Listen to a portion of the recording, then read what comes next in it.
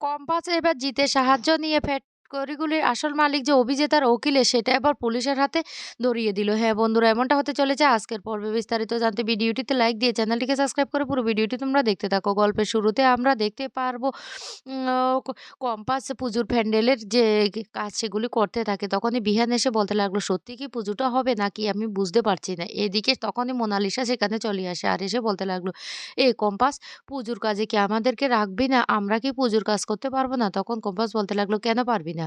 সবাই পারবি। দে, তোর বন্ধু-বান্ধব সবাইকে বলে দে। সবাই মিলে হাতে হাত মিলিয়ে পুজোর কাজ করব। তবে একটা কথা মনে রাখ, পুজোতে যদি কোনো ব্যাঘাত ঘটানোর চেষ্টা করিস তাহলে কিন্তু এর ফল ভালো হবে না। তখনই মোনালিসা বলতে লাগলো, কম্পাস, তুই এটা কি বলছিস? সরস্বতী পুজোতে আমি ব্যাঘাত ঘটাবো? তাহলে তো আমি এই পাশে করতে পারবো না। এই কলেজে এমনিতে অনেক কষ্টে ভর্তি হয়েছি। তারপর পাশ করতে না পারলে তো এই কলেজ থেকে আমাকে বেরই করে দেবে। তাহলে তুই কি চাস আমি এই কলেজ থেকে বের হয়ে যাই? আমি না পুজোতে কোনো ব্যাঘাত ঘটাবো না। বরং আমি হাতে হাত মিলিয়ে কাজটা করব। এই কথা বলে যখন মোনালিসা সেখান থেকে চলে যায় তখনই বিহান কম্পাসকে বলতে লাগলো, "কম্পাস, কি দরকার ছিল মোনালিসাকে এখানে কাজে নিযুক্ত করার? তুমি না ঝামেলা ছাড়া থাকতে পারো না। সবসময় সবকিছুর মধ্যে ঝামেলা সৃষ্টি করা তোমার কাজ।" তখনই কম্পাস বলতে লাগলো, "কি বলছেন বিহান স্যার? কলেজের সমস্ত ছাত্রছাত্রীদের অধিকার আছে পুজোর কাজ করা। আমি কি পারি একজনকে এভাবে পুজোর কাজ থেকে বঞ্চিত করা?" তখনই বলতে লাগলো, "শুনো, মোনালিসা আমাকে ভালোবাসে। আর আমাকে ভালো পাওয়ার জন্য যে সে যেকোনো ও উল্টাপাল্টা কাজ করতেই পারে। আর সে যে কি করতে পারে সেটা তো তুমি বেশ ভালো করে জানো। মোনালিসার কমন সেন্স বলতে কিছুই নেই। কখন কি ঘটাবে তাও আরও কোনো মানে নেই। তাই আমি বলছি, তুমি মোনালিসাকে এই কাজে নিযুক্ত করে কিন্তু অনেক বড় ভুল করেছো।" এই কথা বলে যখনই বিহান সেখান থেকে চলে যায় তখন কম্পাস জিতকে ফোন করে আর বলতে লাগলো, "জিৎ, তোকে যেটা বলেছি তুই সেটা কর। আমি তো পুজোর কাজে আটকে পড়ে গেছি। তুই একবার গিয়ে ওই ফ্যাক্টরিগুলিতে গিয়ে তদন্ত করতো। ফ্যাক্টরিগুলিতে আসলে সত্যিকারে কি জিনিস তৈরি হচ্ছে তারপর আমাকে সবটা জানাবি।" এদিকে জিৎ কম্পাসের কথা অনুসারে চলে যায় ফ্যাক্টরিগুলিতে। আর সেখানে গিয়ে এই দেয়াল বেয়ে সেখানে ঢুকে পড়ে। আর হঠাৎ করে এ একজন গার্ড দেখতে পায় সিসিটিভি ফুটেজে যে একজন লোক ঢুকে পড়েছে। তখন সে আরেকজনকে ডেকে বলতে লাগলো, "কি ব্যাপার? এখানে তো একটা লোক ঢুকে পড়েছে। কে হতে পারে? না, না, ওকে আটকাতে হবে।" এই বলে ওরা খুঁজতে থাকে সেই ছদ্মবেশী জিতকে। কিন্তু জিত এইদিকে ফ্যাক্টরিগুলির ভিতরে চলে যায়। সেখানে গিয়ে সমস্ত ফাইলগুলি খুঁজতে থাকে। আর এক পর্যায়ে একটা ফাইল হাতে পেয়ে যায়। অন্যদিকে সিকিউরিটি গার্ডগুলি বলতে লাগলো, "ওই ছেলেটা কি করে দেয়াল টপকে ঢুকতে পারলো? কিছুই তো বুঝতে পারছি না।" তখন আরেকজন বলতে লাগলো, "আমি না একটু বাইরে গিয়েছিলাম। আর সেই মুহূর্তে যে ও ঢুকে পড়েছে সেটা না আমি বুঝতেই পারিনি।" এদিকে জিৎ যখন ফাইলটা খুলে সবকিছু দেখার চেষ্টা করে তখনই ওই লোকগুলি সেখানে চলে আসে। আর এসে বলতে লাগলো, "এই কে? কে? তুমি এখানে কেন এসেছো?" তখন জিৎ ওই ফাইলটা নিয়ে দৌড়ে পালাতে যায়। আর সিকিউরিটি গার্ডগুলিও তখন তার পিছন ধাওয়া করতে থাকে। এক পর্যায়ে জিৎ বাইরে বেরিয়ে যায় এবং দেওয়াল টপকে সেই ফাইলটা নিয়ে রাস্তায় বেরিয়ে যায়।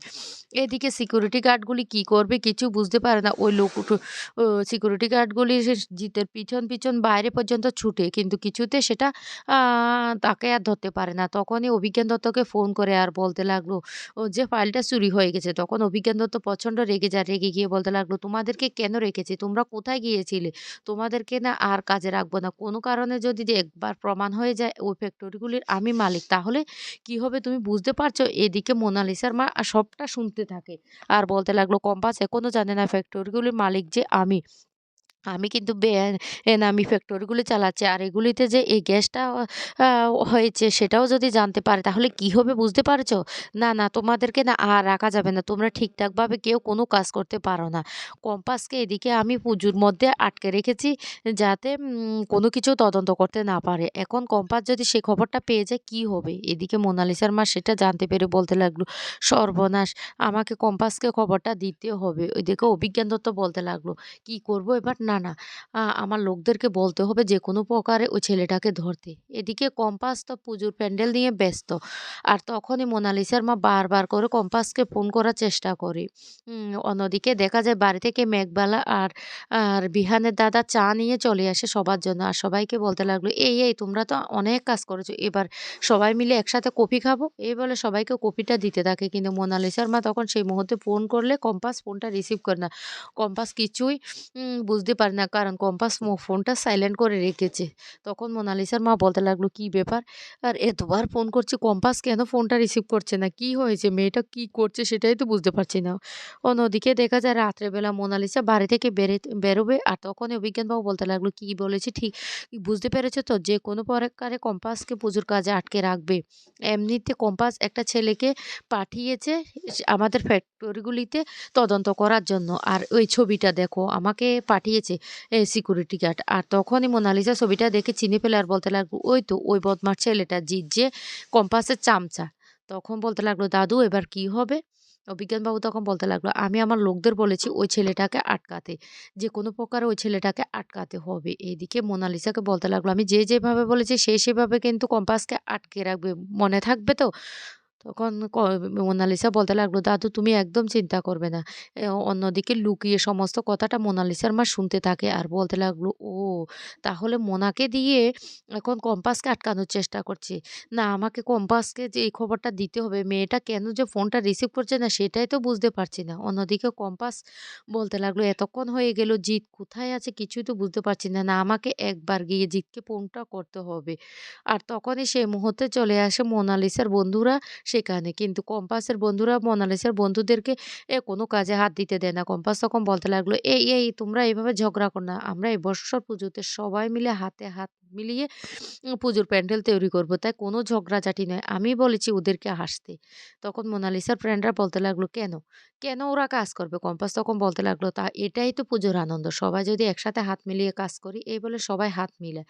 আ তারপর সবাই পুজোর প্যান্ডেলের কাজে লেগে পড়ে। এদিকে কম্পাস বলতে লাগলো, "না আমাকে একবার জিতের খবরটা নিতে হবে। ওকে যে বলেছি ও কি করছে সেটাই তো বুঝতে পারছি না।" তখন কম্পাস তাড়াহুড়ো করে মোবাইলটা হাতে নিয়ে ফোন করতে যাবে। তখনই দেখতে পায় কাকিমা অনেকগুলো ফোন করেছে। কম্পাস তখন বলতে লাগলো, "সর্বনাশ! কোনো কি বিপদ হয়েছে? কাকিমা কেন এতবার ফোন করছে সেটাই তো বুঝতে পারছি না।" এদিকে মোনালিসা, মাহি, ইরেনরা চলে আসে। আর তখন মেঘবালা বলতে লাগলো, "কি মাহি তোমরা তো আসবে আমাদের সাথেও আসতে পারতে। তাহলে একা কেন এসেছো? এখানে কোনো সমস্যা করার জন্য?" তখন বলতে লাগলো, "না আমরা তো এমনিতে এসেছি।" এদিকে মোনার মা সমস্তটা বলে দেয় যে কম্পাসকে যে অভিজ্ঞান বাবুই এই ফ্যাক্টরিগুলির মালিক। তখনই বলতে লাগলো, "ঠিক আছে কাকিমা আ আমি জিতকে ফোন করছি।" তখন বলতে লাগলো, "হ্যাঁ জিতকে আটকানোর জন্য কিন্তু বাবা লোক পাঠিয়ে দিয়েছে। তাই জিতকে তোমাকে বাঁচাতে হবে। তারপরে সমস্ত প্রমাণগুলি তুমি হাতে পেয়ে যাবে।" তখন কম্পাস আরো বলে দিয়ে যে মোনালিসা পুজোর মধ্যে ব্যাঘাত ঘটানোর চেষ্টা করবে। কম্পাস তখন বলতে লাগলো, "ঠিক আছে কাকিমা আমি সাবধান হয়ে গেছি। মোনা ম্যাডাম না আমার কিচ্ছু করতে পারবে না।" এইদিকে জিতকে যখন ফোন করতে যাবে তখন সেখানে বিহান আসে। আর বিহান এসে ফোনটা কেড়ে নিয়ে বলতে লাগলো, "কি ব্যাপার? জিতকে কেন ফোন করছো?" কম্পাস তখন বলতে লাগলো, "আমি একটা দরকারি কাজে জিতকে পাঠিয়েছি। প্লিজ ফোনটা দিয়ে দিন।" বিহান কিছুতে ফোনটা দেয় না। এদিকে কম্পাসের বড্ড টেনশন হতে থাকে জিতের জন্য। তখনই কম্পাস মনে বলতে লাগলো, "আমি কি ভুল করলাম?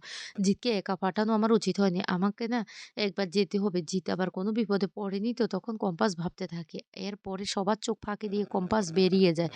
বিহানও সেটা টের পায় না। অন্যদিকে জিতকে অভিজ্ঞান দত্তের লোকেরা দৌড়াতে থাকে। এক পর্যায়ে হলো সেই জিত দৌড়াতে পড়ে যায় রাস্তার মধ্যে।